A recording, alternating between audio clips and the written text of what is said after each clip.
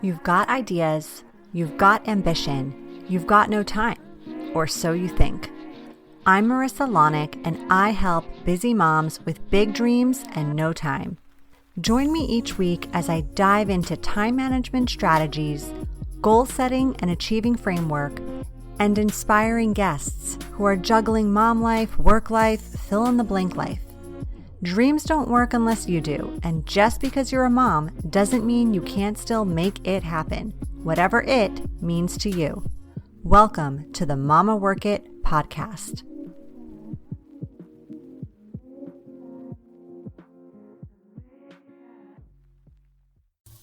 Welcome back, mamas, to another amazing episode of the Mama Work It podcast. I couldn't be more excited to welcome my guest today, Angelica Prather.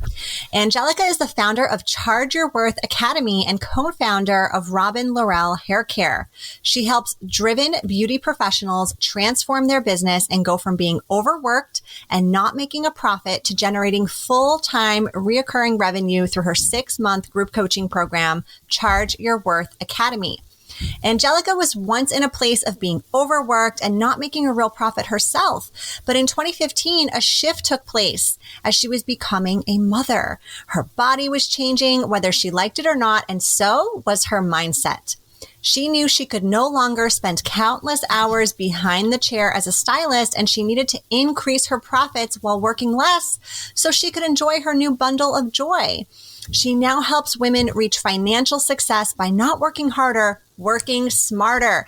I cannot wait to dive into this because if there are two topics I really love to talk about, it is efficiency and making money. So let's go. Angelica, thank you so much for being here. Thank you for having me. I'm excited to talk to all the mamas out there. Yes.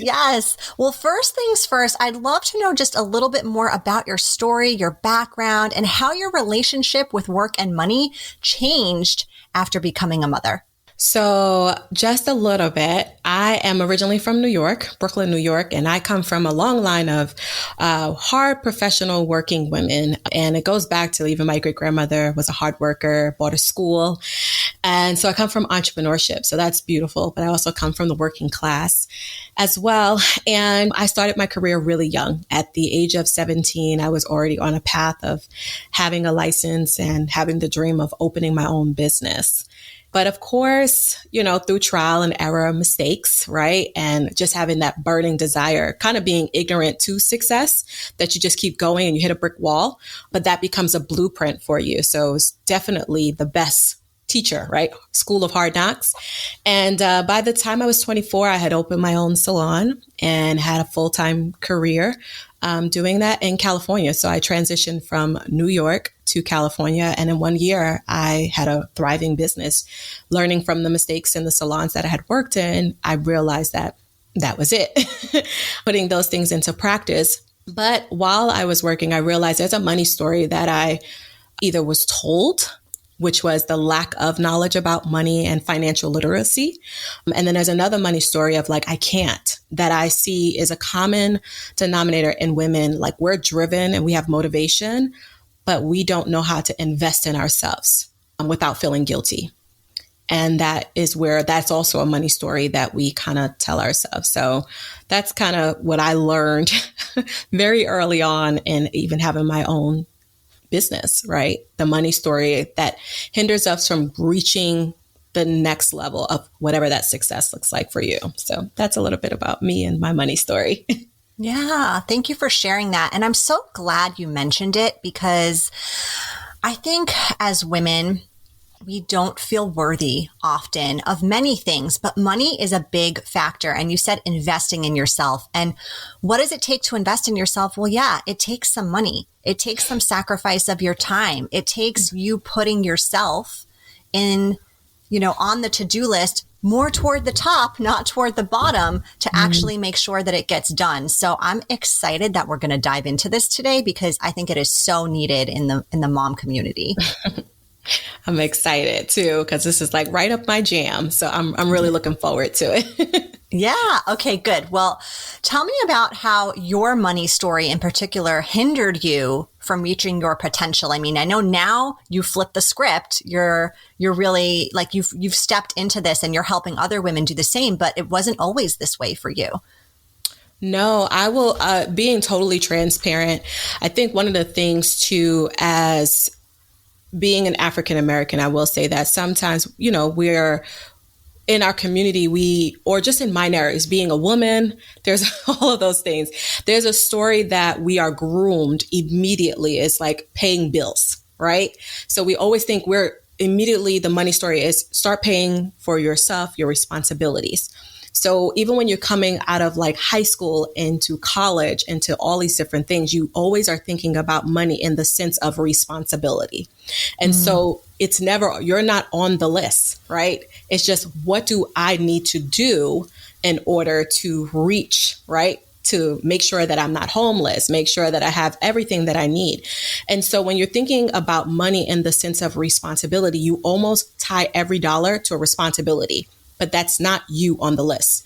So one thing for me is when I was young, I realized that money was almost like always going out, not really funneling in. And so, of course, we don't think as money as investing, right? We think of it as responsibility.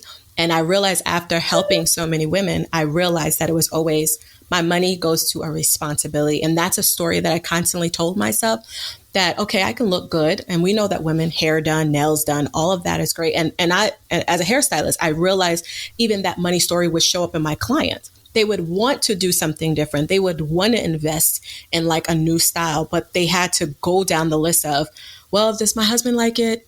But I have, Johnny needs this person needs that.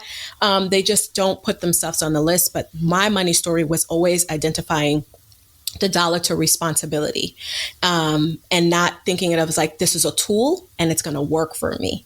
And I think when you are young and you're being taught that in so many different ways, and your parents use these things, whether you got parents or you're a single family home. My parents are deceased. So my grandparents raised me, and all of my family raised me. But there was a story about, we got to pay this. We need to make sure this is in order. It wasn't about this dollar can go far, right? This $100 can diversify and do great things. And so I think that's a lot of the story that we hear with women when they are thinking about investing. Yeah. And I like how when you talk about investing, my mind, the first thing I think of is like stocks, but that's not all investments are. That's not all investments are. In an investment, and take this for what it is. I'm not telling the listeners right now, go out and be frivolous with your money, but like, hey, getting your hair done, getting an outfit that makes you feel so damn confident may land you that job that you've been trying to get, or may make you feel like that motivation, that empowerment to actually launch your business, which in then, 6 months, a year from now, think about the money you are bringing in from that one decision you made. So I like looking at this from a different lens. This is interesting. Yes. And you said something really powerful because, like you said, it takes one decision. And so what I often say is that one yes, your yes has weight. What are you saying yes to and what are you saying no to? Both carry weight. What you say no to could be the door that you're not opening, right? Because you're just so afraid of jumping into this new version of yourself that you say no. And guess what? It didn't open the door. It didn't activate where you're trying to go in your business with your dreams and your desires. Every time you say no and you let fear literally dictate, you're not investing in the seed, like planting the seed is not being invested, because no carries just as much weight as yes does. Yeah. You're keeping the money in the bank. And we all know the bank ain't giving a lot of interest these days. Not at all. Not at all. Yeah. All right. So you come from the beauty industry. You speak to a lot of beautypreneurs. I stole that from you. I like that you use that. But really anyone in business, anyone even employed who is maybe negotiating their salary can benefit from this conversation today, because charging your worth goes hand in hand with any type of work life. So tell us, how do you charge for your service or really discover your worth? So one thing, and this breaks up, I'm going to divide this conversation really quickly. And just to it's a loaded question. It's a loaded question because you'll hear some coaches out there say, no one can charge you. You can't charge your worth. You're invaluable. And that is totally accurate. But when I say it, or what I'm teaching people, is to see that they are, number one, worthy. Most women do not feel worthy. They don't get to this place of confidence, right? And so when they say it, right, it empowers them to say, I am worthy. This is what I'm worth. But then I back it up with statistics and data, right? So I don't just tell you to just go out there and pick a number out of your head. And one of the ways that you discover is you really go to, I have this model, it's profit first, right? So it's profit plus your business expenses, your personal expenses plus your taxes equals your service fee. And that's my formula. So I actually teach them to profit first, treat themselves first. You are the CEO of your life. You are the CEO of your business. And if you don't gain anything from treating yourself first, guess what? Every area is going to be a problem, right? And I think that a lot of times we put the business expenses, let's go back to what I said about thinking of a responsibility. We'll pay the business expenses first. We'll pay all the personal expenses. We'll do all of the responsible things. But guess what? We're last. So I say, let's flip the script. And you're first, and then everything comes after that. Because a CEO and a woman who's a CEO of their life can actually own their worth and say, okay, everything else, I'm going to figure out how to minimize my business expenses, minimize my personal expenses, minimize my taxes so that I can be fruitful. And when I'm fruitful, I can go out and then bless. And we don't really think of it in that way, right? We're last. So the profit goes at the end. We take the scraps. And people who are worthy do not take scraps at all. They're taking the fruit and then they're going out and being a blessing to others. So that's how I like people to think about charging their worth, and just really knowing your numbers so that you can know what you are valuing, what you are able to articulate and value to whatever your business is. You're able to really strategically say, this is what this is valued at, and this is what you're going to get. And so I think that when we say that, you might hear other people say different things. I personally am like, I'm going to teach people how to know who they are and what they're bringing to the marketplace, and unapologetically. Yeah. Yeah. I love that you said that. I've heard this before in a sense of saving, right? You decide what you want to save every month when you're trying to maybe save for a house or save for a new car or whatever you're saving for. Maybe just save for your 6-month nest egg or whatever.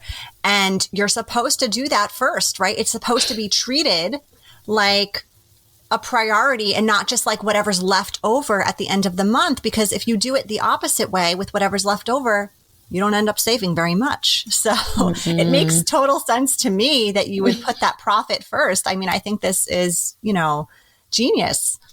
Thank you. Another thing that I'll add to it that you said, and tying it back to mothers, when we are not our best self, like I have 2 small babies, and I even realized that when I am not complete and full, I'm literally giving my kids the scraps of me. And the scraps of me does not look good. Let me just say it's a hot diggity dog mess, okay? They are not getting good mama, okay? If they want Mama Angelica to step into place, Mama needs sleep. I need a full amount of sleep. If my husband wants the best version of me, he knows I have to fill my tank up. We are constantly, as women, giving.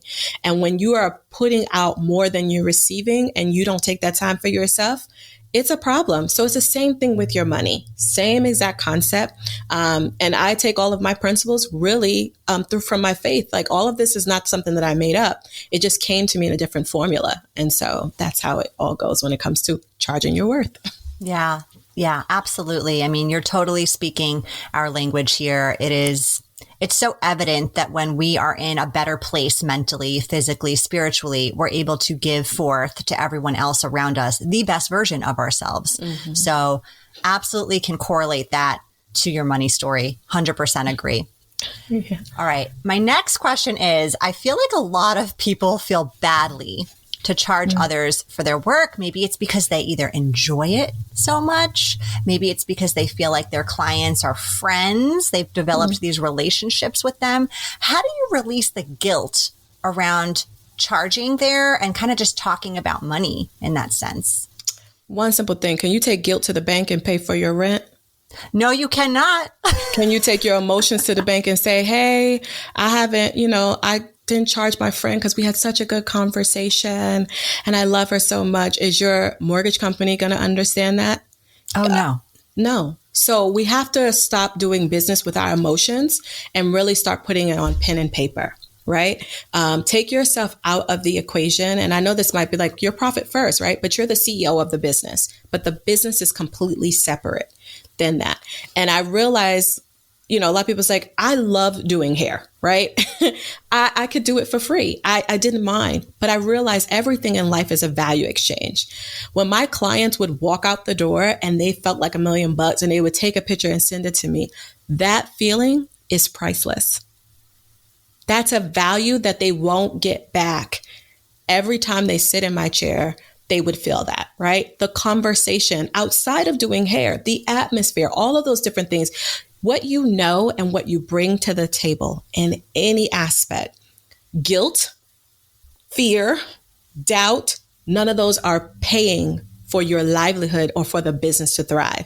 So I always say, take your emotions out of it, write your business down so that you can see it from a different set of lenses. Because if it stays in your head, you can't see it. It's literally a part. It's like another limb and it's in your body. So put it on paper so that you can see it as a tool. This conversation is a tool. You're listening to this podcast. This is a tool. It might ignite something in you. This is free. You have to start in your mind diversifying what is free and what is value, right? And a lot of people don't value free. They'll just keep coming back. You put a price tag on it, they feel the value. So you can't take that to the bank. Are you saying we should start charging for this podcast? What I am saying is this is a free content. Consume it. But if you want to work with Marissa further than this, guess what? There's going to be a price tag with it. If you wanted to work with me further than this and get the blueprint, you're going to have to provide a value because this value is invaluable. That's basic. But there are free resources like a podcast, like a YouTube channel, but you're only going to go but so far. Until you pay for it, there's an investment, you value it. And that's it. And get away from the fear. Yeah. And don't you feel, I know you and I are both passionate about really growing personally, professionally, really just being the best version of ourselves. Don't you feel, because I know I've signed up for many free things and I've signed up for many paid things, right? I always put the effort and the work more in the stuff that I pay for and I get the results there. The free things, I take away. I always take something. But I know when I've invested in myself, I'll be damned if I'm not going to get my money's worth. Well, you just said something. The free things I take something from. Think about the psychology behind the word take. So it's only one way, right? I'm taking something in my possession. But let's go to investment. You're showing up equally, right? So there's an equal value exchange. And that's what I mean. There's something equally happening. You're showing up because you're like, I paid for this.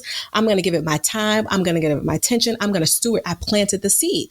When we sign up for things that's free, we are going to say, what can I take from it? Which is one of the reasons why I'm not against free, but I would say you can consume all the free content in the world. There's so much. Go ahead, pick it. You'll figure out who you like and who's great for you. But when you're the CEO of that, that's kind of the mindset. When you're offering things for free, like we offer free webinars and we need to be okay as a CEO and know that that's the free. Everything else that takes your time is invaluable, boo-boo. You're not going to get that back. So let's just think about, before you offer a free class or you offer something, you have to understand what is the value that I'm trying to provide because people are coming to take. That's the concept. Anytime I offer something for free, I know that people are coming to take. So even for myself, I'm like, get your pens, get your pads, write it down. Because that's what you're coming to do is take notes. Yeah. Yeah. And be okay with that, right? It's kind of like when you do a good deed for someone. Yes. And let's say that person doesn't necessarily say thank you or appreciate it. Don't walk away resentful about it. You offered to do the good deed. That's it. Yes. Wash your hands. It's over. Because we have to have this I think as people in general, we are naturally givers, right? And I think it's hard for women when we translate that to now there's a price tag because we are also worried about rejection, which means we're not good marketers, right? And there's a way that people are just not ready or they're not there. You can't take it and be like offended, but that they're not ready or they don't see the value. I always say what God has for you is for you. Right? Who you're supposed to serve is for you. Who's supposed to show up to your live, your podcast, however they find you, they're supposed to, right? They plant a seed. They'll come back or not. But you have to constantly keep your eyes that what I'm doing is in purpose and nothing else is stopping there. And I'm not saying be selfish, but I am saying be mindful. Like when you're giving free, this conversation is a free conversation, right? It's going to ignite something in you. And we do it with all the love. All the love. And it's not a big, like we both have kids, but we are here because we have a purpose and a passion of helping other people. But this is one of the ways that we are giving back, right?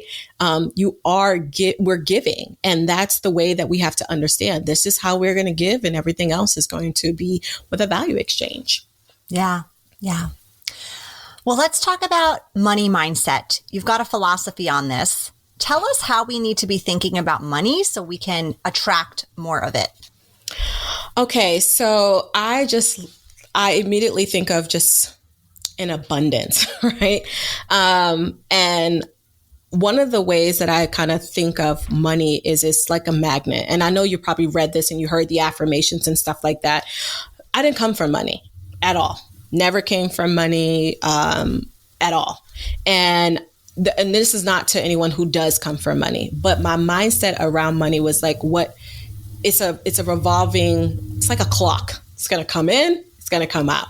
So as more as I'm not holding on and hoarding to even things in my life, I have to make room for money to show up. So what I mean by that is I have to make room for, in my business per se, like I help beautypreneurs. I have to always make sure that there's the people that are coming in. I have to almost release them. I have to know that they're coming in, they're going to get something and they're going out. And I never think of them as a dollar sign, but they're coming in and I'm releasing them. And that's the same thing with money. That's the same thing with my time. All of those different things. If I find myself holding on or trying to hoard anything, I'm never going to get it back. And that's the same thing. So I just, my money mindset is more around release. The more I release, the more I come back and I give and it's coming back to me 10 times fold. And I sincerely mean that. And I always say, I've taken my principles from the word of God. I don't know much different, but once I grabbed a hold of that concept, I don't really worry right about it. So I think the mindset around money is just, you have to, if you're thinking in worry, your money's going to show up in worry. If you're thinking in lack, it's going to show up in lack. You're thinking in abundance, you'd be surprised. You're like, how in God's name did this show up in my lap? How did these clients find me?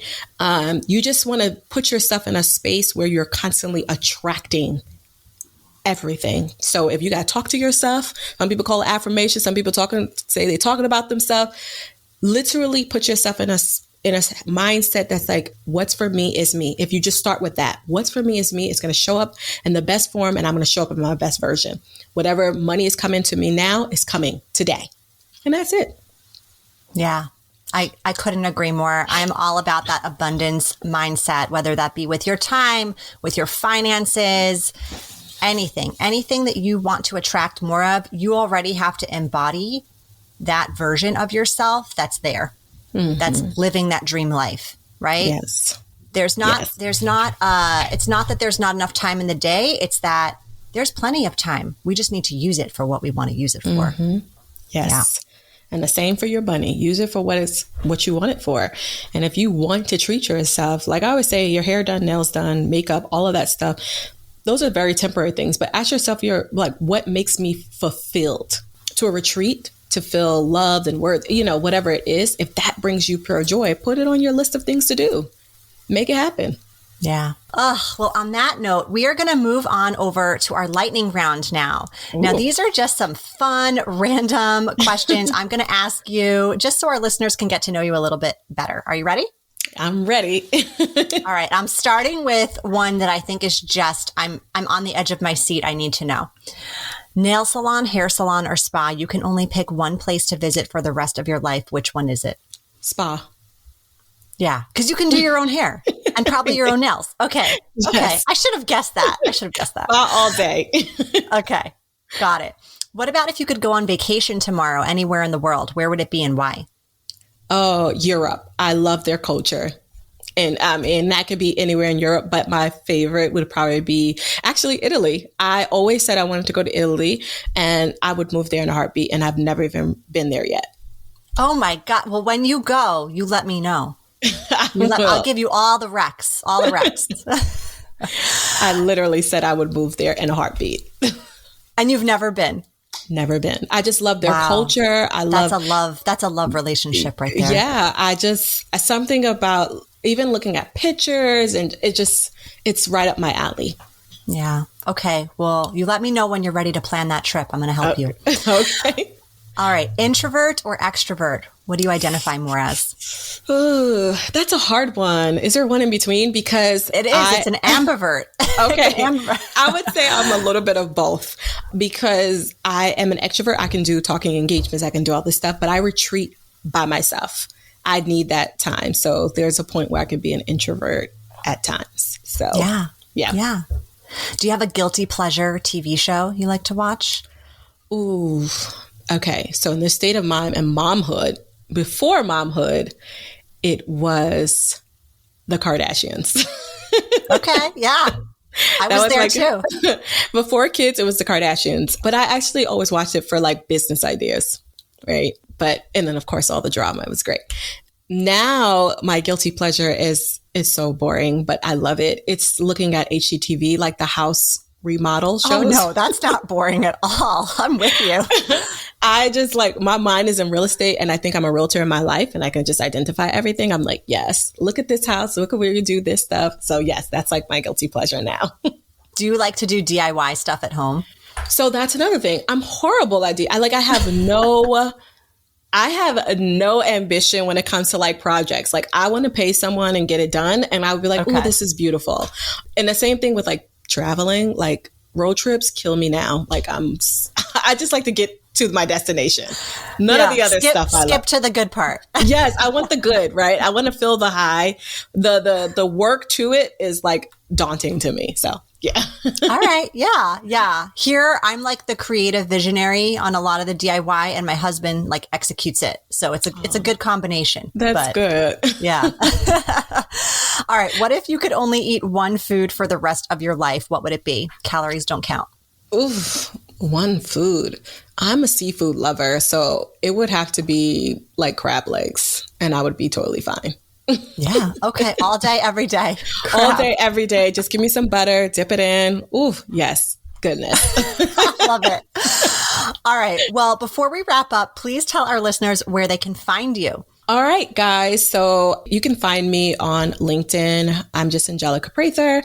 You can find me on YouTube. I'm Angelica Prather there. I host a show, The Chair's Blueprint, and my website, angelicaprather.com. I'm there. And on Instagram, I am Angelica D. Prather. Everybody got Angelica, so it's kind of hard to keep the name the same. But yes, if you just type in angelicaprather.com, you can find me on everything. You can find all the things that I do. So Angelica Prather would be the best.com would be the best place to find me. Amazing. All right. Well, thank you so much for being here, Angelica. I think this conversation is going to help many. I so appreciate your time, and thank you again. Thank you. You've been listening to the Mama Work It podcast. I hope you've enjoyed this episode and would love if you could take a quick minute to leave me a review on whichever platform you're listening from, and maybe even send a note to a fellow mama friend recommending it. Reviews and recs help this podcast grow and reach more like-minded, awesome moms. And if you haven't subscribed yet, don't forget to click that button so we can stay in touch, girl. By the way, if you haven't checked out the Mama Work It website, please do. There are lots of free resources and great articles there that can help you with the juggle of work life, mom life, wife life, fill in the blank life. So head on over. Thanks again for being part of the tribe. I'll see you soon, but in the meantime, keep on working it, mama.